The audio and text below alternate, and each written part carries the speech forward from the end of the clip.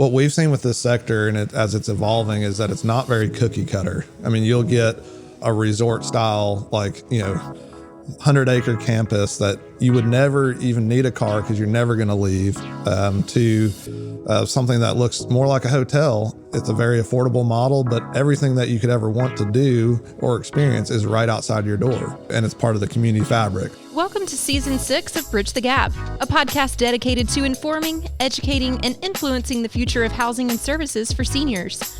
Powered by sponsors AccuShield, Align, Hamilton Captel, Service Master, Patriot Angels, The Bridge Group Construction, and Solinity. The contributors are brought to you by Peak Senior Living and produced by Solinity Marketing. Welcome to Bridge the Gap Podcast, this senior living podcast with Josh and Lucas. A great topic on today and a great guest. I want to welcome our friend Daniel Levy. He is the founder of DKLEVY Architecture in Knoxville, Tennessee. Welcome to the show. Great to be here, guys. Thanks for having me on. It's great to have you there in studio, there at the Solinity headquarters with Josh. It's a fun way to do a podcast like this. Very excited to dive into a topic today centered around active adult and wellness.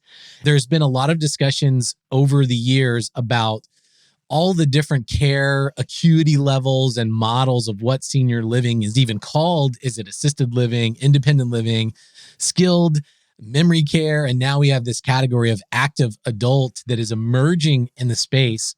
And even that has kind of evolved into different flavors, right? You know, I've visited a number of active adult communities, and you'll meet some 88, 89, 90-year-olds that are living in active adult, and then you can go to an assisted living and find a 65-year-old, which brings in the other topic of this, which is wellness. So I'll digress and wanted to ask you, Daniel, as an architect in the space, in the industry, how have you seen these models evolve? Yeah, I think that's a great question. It's a great topic, and thrilled to be here talking to you guys about it today.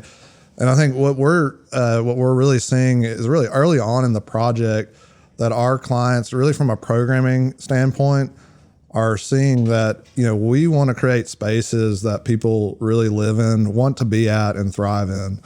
And so that's creating places where people are connected with others, their loved ones, other different age groups, as well as nature itself. And so we're really trying to open up these buildings, especially in the active adult. When we think of active adult, it's not just someone out there playing pickleball or bocce ball, but it's also having options and being connected to the community as a whole.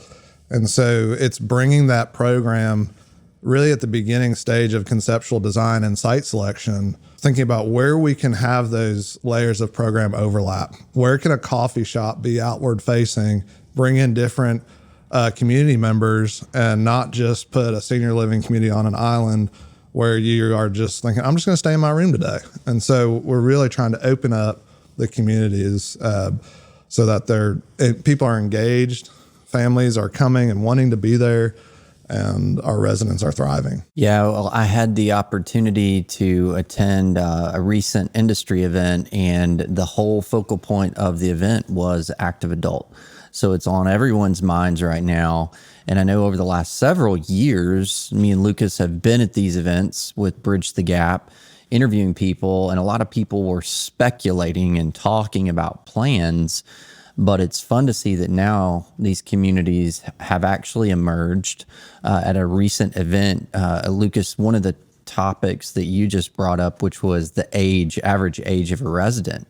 And I think traditionally, when we've thought of active adult, we thought of maybe the villages or somewhere where it's a golf course community and you see all these parties and people are buying really retirement homes 55 plus.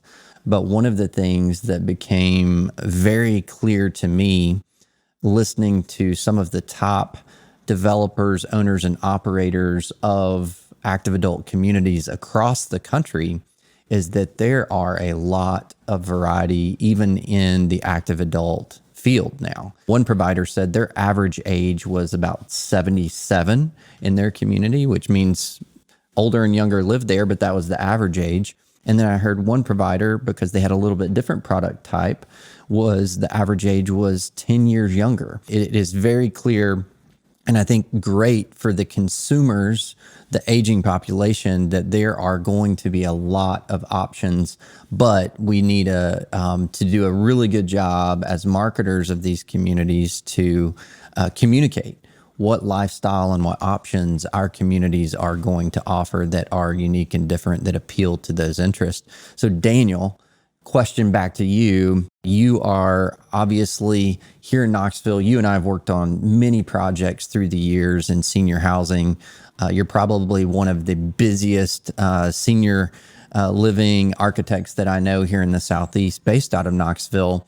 What are you seeing as popular amenity packages for these more active, say, active adult communities nowadays? Yeah, it's definitely project to project, but we've got a project that's about an hour south of Atlanta. And what's really great about this project is the amenity package. Most of the ingredients for that amenity package are already there within the community itself. And so what we're creating is interaction points to bring people out. The upper two floors are the active adult resident units, but the whole ground floor and then the health hub, coffee shops, and restaurants are already embedded within the community itself. So the building was strategically placed so that some of the higher cost square footage space to typically create the nice restaurants and the options for dining and amenities, the movie theaters are already there in the community. And one of the things that I think is successful about this project is you'll have someone that's a young professional come and try and rent a unit because they want to be there too. You would never know it's an active adult community. So it's in the fabric of what's already been established. The amenity package is to draw seniors down, into the spaces. We have gardens and courtyards that are open. And we lifted the building up and actually have off the main public sidewalk a portion of the building with a water feature that draws everyone from the community into that courtyard. So we didn't hide the courtyard within the building. And so I think with some small architectural moves really early on, we had that in mind, is that we want everyone to be engaged. And so it trickles into every aspect of the design. So even like a stair tower, where it's typically a windowless concrete block, wall construction, and you don't want anybody in the stair tower. You don't want anybody to fall on the stairs. It's all glass. And so the corridor and the exterior facing side, it's one of the areas that brings light into the corridor. And it's to keep the residents active and using the stairs, and it draws all the stairs lead into the garden spaces. We think about it through each aspect of the design. Well, one of the things that was, I think, interesting is even from the construction, design, the architecture, as I was talking at this recent event in Dallas with multiple developers, the housing, the physical footprint was taking a lot of options, everything from what looked more of a traditional multifamily type of construction and architecture that was vertical, that was just age restricted, all the way to broad, huge campus layouts that was more of a townhome, villa product, condominium looking, almost like residences, independent residences. What are you seeing more of the trend right now as far as the work you're getting on design project? Is it more of a multifamily looking design and product for this population, or is it more a villa product? I think it just depends on the market, because we'll be in sectors where, there's a lot of demand on the school systems and things. So a property will get zoned for 55 and up or senior living to not put those demands on some of the existing infrastructure. And the density of some of those properties will require a more vertical type construction. But we always get excited when we see zoning or planning that's been done within a community that has those kind of interactions and interplays between projects, and everyone's kind of thinking at it as a more cohesive way, where we can encourage those overlaps. And so that's where in this one particular project, it's not, put townhomes over here and they have their gated community, and then we'll put the multifamily project and student housing over here, but really to have everybody starting to come together in a way that is beneficial and creates resident health, because you have some more of those overlaps. We really like to see that when we can. So. Well, you brought up zoning. That's always a big issue when you're talking about housing development or really any development. So have you seen any unique challenges as you're working in different municipalities, different parts of the country from an educational standpoint? Is what level of zoning is this usually falling into? Do people look at this as more traditional assisted living, senior living, or is it falling into a different zoning category? Yeah, active adult's pretty difficult because it carries a stigma of apartments, and I don't want apartments in my backyard is what people will say. And so it creates a challenge of getting people to understand what it is and what it isn't. So traditionally, memory care, assisted living, skilled care has had a density. They consider the whole building one dwelling unit. And that's really great for density requirements and traffic because, when you consider a whole building and it could have 200 units in it for assisted living as a one density per acre, and then all of a sudden you want to do active adult. Well, it's each individual unit is counting against your density. So it makes it a lot more challenging, and you have to be prepared. When we're doing active adult, we want to get involved in the project. A lot of people think of architects, I just get a set of drawings. But we get involved very early with our clients so that we can go to the community meetings and really educate the zoning departments and the community of what it is and what it isn't. So Lucas, we're here in Tennessee. Lucas, you're in Dallas and Texas and traveling even now much further outside. And Daniel works all over the Southeast and Texas and all over the country. As you're touring projects, what are you seeing as people, the excitement and buzz from senior living operators that have traditionally just done maybe independent assisted memory care somewhere in that mix? What are you seeing in the efforts and energy that people are putting forth in Texas specifically around these type of communities? Yeah, I do think that it is, as we've said, emerging, and there are a number of different products that are currently out in the space. And I've seen a couple, there's a variety of existing portfolio that is changing hands because of mistakes made by commercial developers that think that this is maybe a quick entry into the senior living industry. And they haven't really put a lot of thought into the design of the community. They think, well, we can just build this as apartments and it's just age restricted. And it oftentimes doesn't work out exactly as they had planned, which leads me to my other question around specifically design. You talked about different architectural ways to influence bringing the outside in. I think it's a term we generally call like more intergenerational living. But aside from those specific architectural aspects that may make it more pleasing to live in, are there some extra thoughts put in while these units are not, they're not designed to be ADA specific units, right? But is this just build an apartment complex, call it 55 plus, or are there some specific attributes that people can design into these communities that may be more of a universal design that older adults may function better in these apartments? We see it a lot where, someone throws up an apartment building, it's 55 plus because that's what the zoning would allow. And there's a lot of opportunities for improvements there because it's not just an apartment building. And so if we take the units themselves, it's anything from what height the racks are in the closets. If you do a traditional apartment, you've got, them pretty high and the average resident can't reach them, to having a nice side-by-side laundry that you can actually walk into, not a closet with a stackable unit that, someone's struggling to, move clothes from bending over low and then having to pick up and put in a dryer, to how we lay out the units and space around the bed. And it affects the systems that we put in. And these things aren't things that cost extra money. It's just thoughtfulness. And as you want to age in place and have your resident there as long as possible, you want to make these small updates and changes and really think about the resident and how they'll be using the space. And so it does affect and inform every part of the design. Well, I'll tell you another huge takeaway, and Lucas, you touched on this, and this was a theme of the recent event feedback and notes I was taking.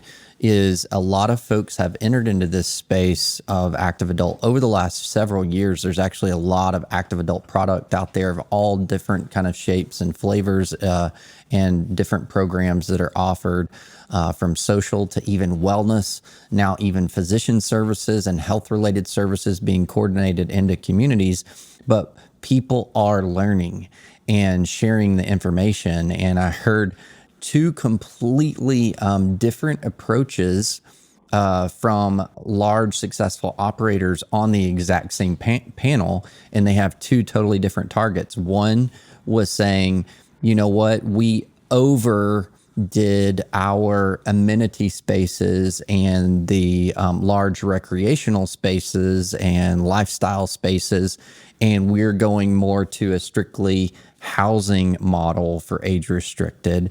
And that's what they're finding to be more successful. And then I heard another that said just the opposite and said, you know what, we're adding FTEs for lifestyle and engagement, and we're actually doubling down on bigger bocce ball courts and bigger activity spaces. But it all goes back to their strategic target market, who they're trying to reach, their marketing efforts towards that person. So I'm actually really excited. I'm also excited some of our friends and partners at Nick and Nick Map are actually tracking this data now. So it will give us more information for those that are investing in this space. And we now have a real melting pot of people developing, building, and operating these communities in the aging population, which is really interesting. At the recent event, I've never been at a senior living industry event, which is what this was specifically for active adult, where I saw so many people that I did not know.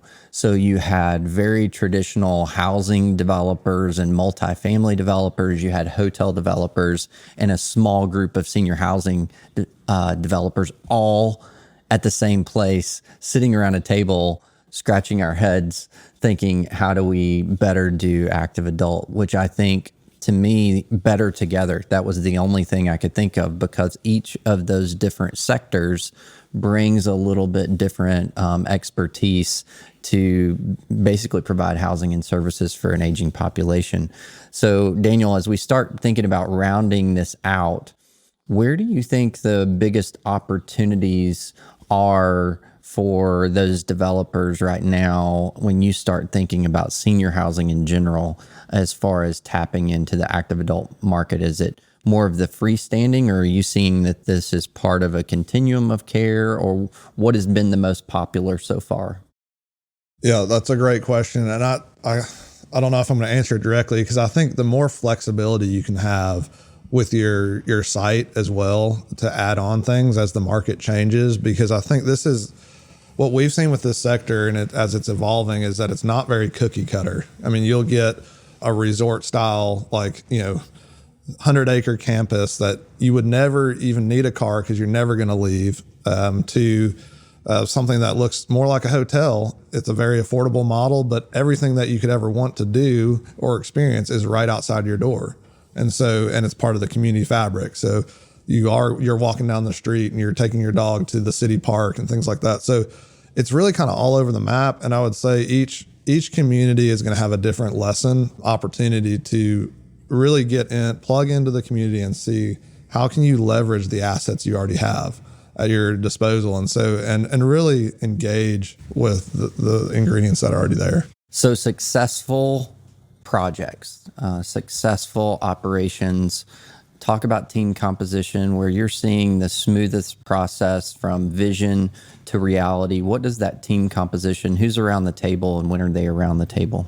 Yeah, I think the earliest the team can get together, even before if a market has been targeted, is, hey, there's demand here, and this is a location we want to be. Get your design team, get your civil engineers, get your operator, get everyone to the table, and start strategizing and really looking at the opportunities there to bring the community together and start working on the site together. Don't wait till you get through all your entitlements and you proffer everything and then find out that it's not the right site or something's not going to work with the program that you selected, or wait till I can just create a building and then we'll any operator can operate my building. Don't wait to define your program until the very end.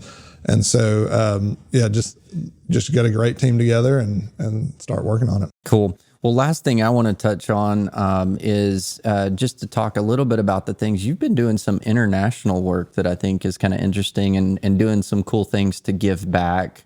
You want to tell a little bit about that and what you're part of? We get excited about our purpose project. So right now we've got a project in Nigeria, which is really doing a lot of the things that we're talking about doing here today. And so that community is going to be ground up, 5-acre campus in Nigeria. And it's bringing two groups together, which we're just extremely passionate about it. Orphan children and orphan seniors together, to live together, to thrive together, and to learn from each other. And so we feel like that's not just a mandate of something that we need to do because we're doing it in a professional realm, but this is our God-given mandate to take care of the least of these and the widows and the orphans. Wow, Lucas, I think me and you, we need to figure out how Bridge the Gap tells that story and follows that. That's really exciting. I know I get excited about anything that's multi-generational and intergenerational, connecting young and old to live and work together. Good times ahead for DK, and appreciate all that you do. Yes, we love hearing that story. And, there's so many aspects of the senior living industry that really is a calling. And that is not just for the caregivers and the people doing the work inside the communities. It's for vendors and partners of the industry too, to be a part of that calling. And I really appreciate your passion around this subject and topic and the work that you're doing, not just in the United States, but globally. Daniel, thanks for spending time with us today. Really appreciate it. Yeah, thanks, guys. It's been great being on. Thanks for having me. And for our listeners out there, we are so thankful that you've tuned in today. Whether you're out exercising or traveling, walking your dog, we really appreciate it. We'd love for you to rate us on iTunes. We'd love for you to also check us out at btgvoice.com. You can see this content and so many others. Connect with us on social.